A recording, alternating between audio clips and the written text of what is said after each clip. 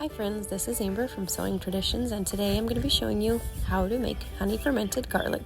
Now, any time of year is great to be making this, but especially before cold and flu season is a great time to start it because it's going to need about a month or two for it to ferment and give you the properties that you're looking for. So, of course, what you're going to need is garlic, and I get this massive container of garlic from Sam's Club.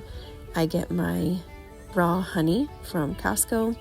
You're going to need a quart size jar or whatever size jar you're wanting to use, and a lid. Now I find that the traditional canning lid and ring actually work better because when you're burping this, you actually do have a little bit of spillage if you're using a plastic lid. I'm not sure why. Also, you're going to need a funnel, and this spatula I use to help to get all of the honey down into the garlic.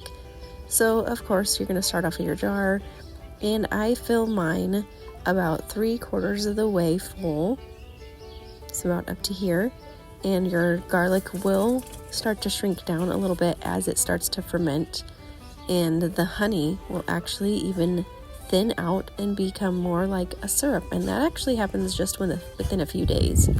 Now, like I said, this is a very simple process. You're just adding your garlic, your honey, and letting it sit and ferment on the counter. Now, the hardest part of this whole process, I feel, is just remembering to burp the container about once a day for the first couple of weeks. You'll be able to tell that once the pressure on your lids disappears is basically when you don't have to burp it every single day.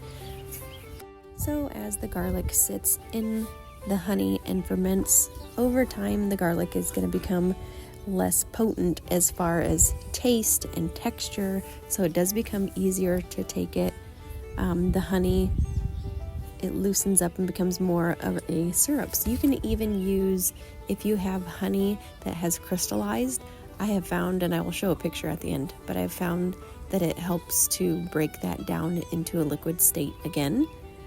So with fermenting the honey and the garlic together, you're infusing that honey with all of the beneficial properties of the garlic, and a lot of people will use this as a preventative during the cold and flu season or at the first sign of illness. It just helps to boost your immune system.